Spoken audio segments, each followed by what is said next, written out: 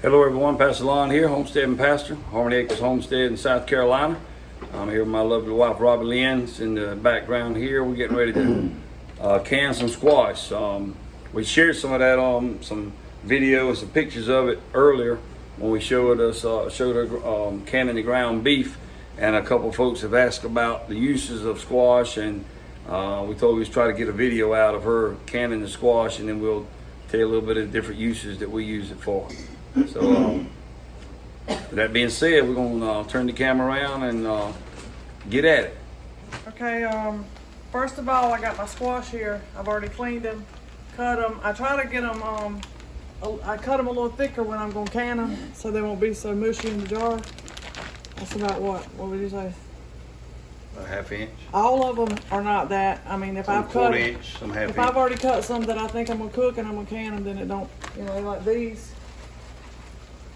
Some Are of a little bit thinner. thinner, that's right. It don't matter. Most of them about a 1/4 inch thick. But I'm gonna blanch. I'll take a pot of water and I'm gonna blanch them for like 2 to 3 minutes.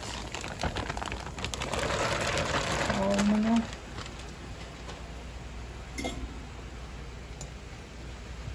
Gonna get heat the water back up so it cools down and put that cold. But some people were asking about how I use them when I can them. I use it for like squash casseroles, or like I do my stewed squash. I fry them down with onions in the frying pan. Anything that you would use a soft squash for, you can. Now you wouldn't use it for the like breaded fried squash because it would be too mushy. But anything like casseroles or stewed squash or anything like that, you can use them for. Or like I like to eat them, a squash sandwich. Which would be the stew. That's right. Fried down or whatever. Some people call it fried, some people say stew, but when I'm finished with it, it's fried with onions. Yep. Put some onions and butter in that cast iron frying pan. And it's delicious. But I'll do this. I got an extra pot of hot water because once I blanch them for like 2 to 3 minutes, then I'm gonna put them in the jars and fill them with hot water. But while those are blanching, I'm gonna put my 1 teaspoon of salt for a quart jar. And I started using Redmond real salt at the advice from Sue Becker. Sue's the lady. Sue Becker's a woman from Bread Becker's. Yep. If you're listening to this, Sue, you're the bomb. Anyway, that's supposed to be called the real salt. And on these, I'm gonna try something different. Since I cook any way I cook them, I'm gonna use onions. I'm gonna put a few onions in each one. Who did I see do this? I had never tried it this way, but I'm gonna try it. Who was it? Homestead Heart. I saw her putting onions in hers. And this is one thing we've been really blessed with in the garden this year is squash. Oh yeah. I mean, we planted a lot of it too, but Because we like it. yeah, because we like it, but it's really, really been producing. Matter of fact, we've been canning some, or you've been canning some. We've been eating a good bit of it. We've took to church. What would you call that? Half a book? I don't know what you would call it. Anyway, we took to get 2 big baskets of squash to church last night and gave them away. And just let our church members we took some bags with us and let them take some home with them. And we got the crook neck variety and the straight neck. And I used to always use the crook neck, but this year since we planted the straight neck, I think I like straight neck better. I like them better. Yep. They're cleaner and just seem to cut up better. I just like them so far better. And then if we happen to overlook some, which we have, and they get too big, then we put those in there for the chickens. Chickens, yeah, because our stupid hog won't eat them. Imagine that, a hog. What you call your hog stupid for? Well, she is stupid. All right, I'm gonna put this timer on. And I'll bring you back when we start to put the squash in the jars. Okay, just like with the hamburger, the beef, we're getting the water boiling in the pot, the pressure cooker. We got the burner lit. As you can see, that pretty blue propane flame up under that pot. Get the water boiling, and we get ready to put the squash in the jars in there when Robbie gets done blanching it, and we'll bring you back when we go to set it in there and give you the information on how long it takes for this process for the squash. If you may hear that running in the background, that's Robbie Lynn's little fountain that I made over that old door. I know a lot of you probably already seen that. Maybe some of you hadn't, some new subscribers. But she seen that and was able to find the old door.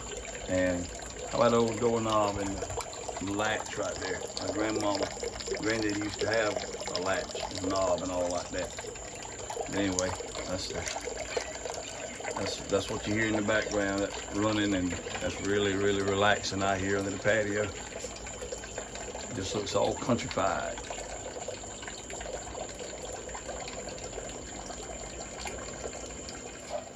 This is the salt I was talking about. I know everybody's heard of it. This is unlike any salt on earth. Redmond real salt. Where'd you say we got that from? I ordered this from Bread Becker's. Okay. Sue Becker You again. can order it. They got a smaller shaker to shake it out of. I just refilled this. Yeah. But you can order it from Amazon or anywhere like that. So now we're ready to put our squash in the jar. So you don't cook them, you just barely blanch them. And these are not wide mouth jars, that's going. But they going in, right? They're going in. I ain't got no squash that big that won't fit. See, when you blanch them down like this, once you put it in that jar, it'll, by the time I get through the other jars, that jar there will be settled down some and I can put more in there. You've already made another batch of kombucha since the last time we done that beef video. Got more making.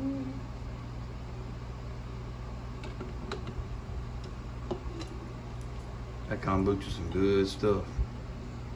Sure has helped my gut.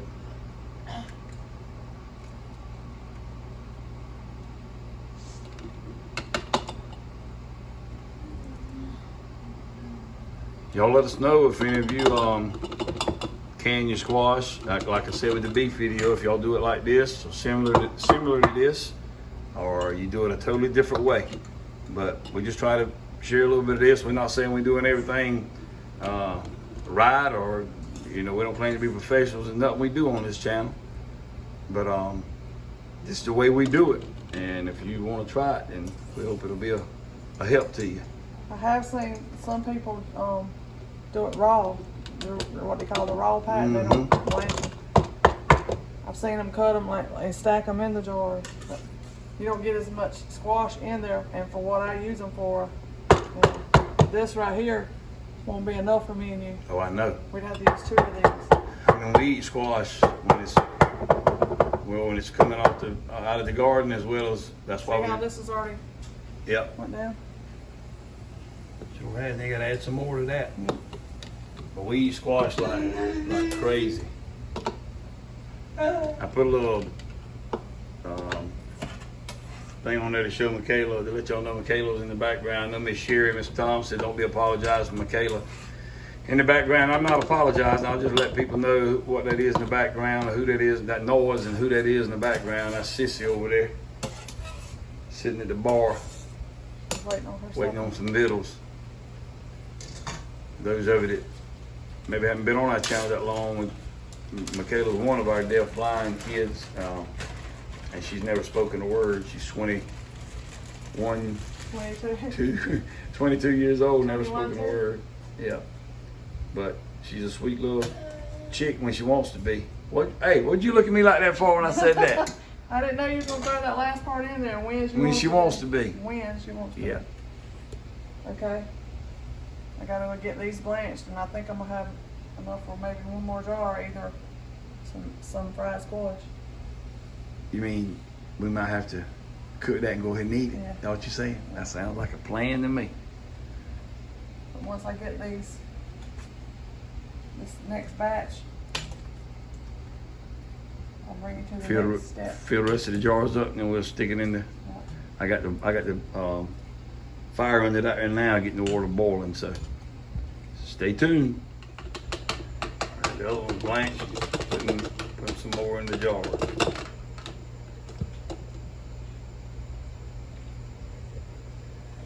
these are kind of. Do what? These are thinner. Yeah. So you don't have to blanch them quite as long. You don't have to blanch them if you don't Yeah. want to, but There we go You fit, again. like you Personal preference. yeah, you can fit more into jars, like I said. See, those are sunken down some more. Yeah. Sure, right at the top, but you gotta leave room for headspace. Yeah, I usually put the liquid up to 1 inch headspace. Yeah. So what else you can put in there besides the salt and the onions and the squash? But if you, I mean, you could put any kind of seasoning you want to in there, whatever you want. You could put anything. I mean, but you're putting just those I'm just putting the salt and the onions onions. with the squash. Yep.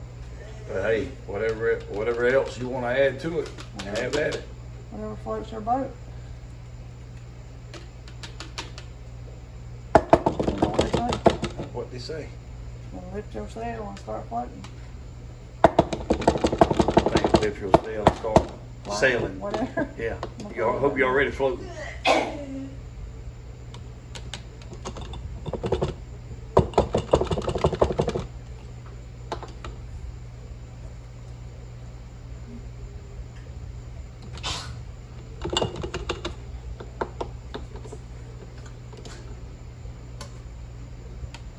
And until Mom married me, he didn't like squash. I did not.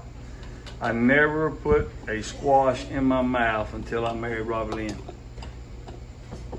And that was in 1987, so I was 20 years old before I ever, really, I didn't probably start eating it right time we got married I had to anyway. convince him. Yeah, The same way with me on the figs the other day. yep. I never put a fig in my mouth. I had eaten figs, But I convinced her to do that. strawberry fig Newtons and stuff like that I tried, but never a regular fig. And actually, I liked it pretty well. Yeah, what did we come up with? You said it was I said between a it's- watermelon And a banana. and a banana? A mix of those two is what it tastes like to me. And I don't know, but I've always loved figs, eat them right off the tree.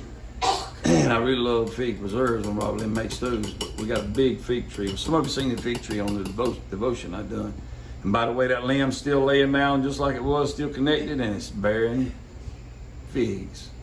And I've been eating them. I have a hard time getting by the texture. Yeah. I don't really like the texture of them, but filling them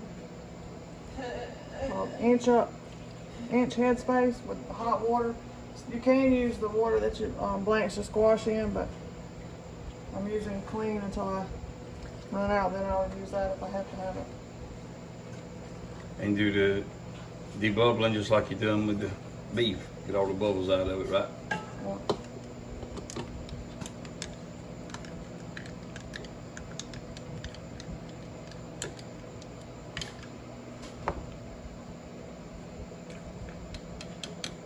I think I did that one.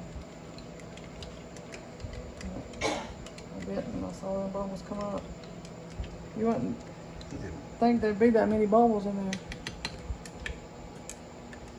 Get one there where you can see it good, where the bubbles coming up.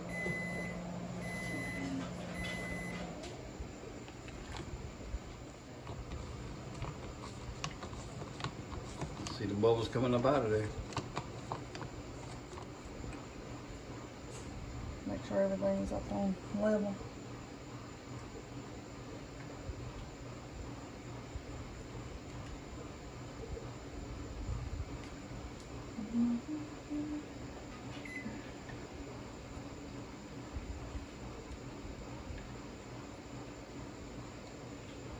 You remind me of, doing that remind me of my nana, my grandmama Al, my daddy's mama. And she cooked, man, she would get, if it get called for a cup of milk or a cup of water or whatever, and what she was baking or cooking, if it was one little smidgen underneath it, she'd add some. If it was a smidgen over, she'd pour a little bit out. She had to have it on the money.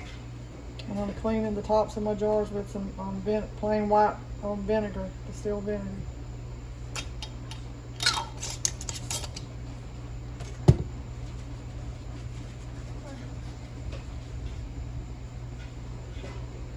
But you don't have to worry too much about this because it don't have that much grease, but still, you want everything to seal. Just clean that top off with your vinegar and Put your lids on finger tight, and those are ready for the canner. The processing time for our elevation is 40 minutes at 10 pounds of pressure. You just get this, like I said, finger tight. And we'll have 7 more quarts of squash during the winter time. Yeah. That we wouldn't have had otherwise. This is true. I don't know how many more we're going to end up with. Hey, we're going to end up I'm with not a going lot. to waste those squash. Oh no. I do like to give people, the people that want them and are going to use them, I'll give them to them. We like to share what God's blessed us with. That's exactly right. All right. So we got our 7 quarts. Is what my canner will hold, 7 quarts. Line my arrows up and road. Let this start steaming. Gotta let it steam for 10 minutes. Then I'll put my weight on and start timing it for 40 minutes. Yep. And then we'll get us a cup of coffee and sit out here and watch it. There you go. Okay, it's been 10 minutes and we put our weight on. Now we got to wait for the canner to come up to pressure to 10 pounds of pressure. And we'll let it go for 40 minutes after that. And then we'll turn it off and let it just cool down. And Did you tell me that was 10-pound weight? this is a 10-pound jiggler. Some people go by the gauge, some people go by the jiggler. I go by the jiggler. Once my jiggler starts hulaing, doing the hula dance, I know it's 10 pounds it's 10 pounds. That's a 10-pound weight. Yep. So, but my gauge is pretty accurate though, because last night it was, right at 10, maybe a little bit under 10, and she was dancing. So we'll let that go for 40 minutes. 40 minutes, and then we'll let it come down and cool down, whatever. I don't take it off nowhere right away. Somebody asked that question the other day.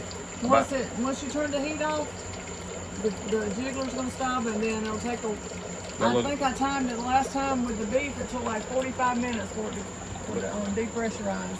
This little indicator. when it's pressurized, it'll come down. Yep. After it's through, and then after that comes down, I still let it sit a while and just calm down, and then I'll crack the top and let the steam escape. Can't be too careful with pressure. And even when you Under open pressure it, like that. you open it away from your face. That's right. All right, we'll bring you back when it's done. Okay, so the 40 minutes is up, and we just turned the burner off, and the hula's already stopped. Or the weight's already stopped. This little hula dancing, and we'll wait on the little indicator to go down, and also we'll wait about another 45 minutes till it cools down before we try to remove the lid. And we'll bring you back when we take them out of the pressure cooker and take them back inside.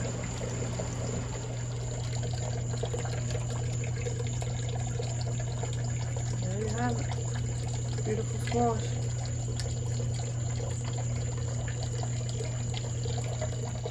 See it still bubbling? Can't see it from that angle. No, you can't.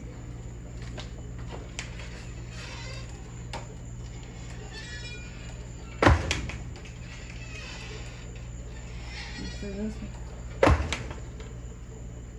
Yeah, you can see that one bubbling. There you go.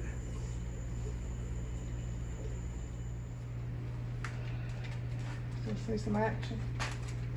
There's the finished product, and we'll let them cool on down, and then Yeah, we'll take the rims off. take the rims off tomorrow and write the dates on them. Wash them down. Yep. You still see them bubbling. You can see those onions in the bottom. Yep, you can. I could have packed some more on some of those. Yep. That'll be good come fall and winter when there's no more squash in the garden.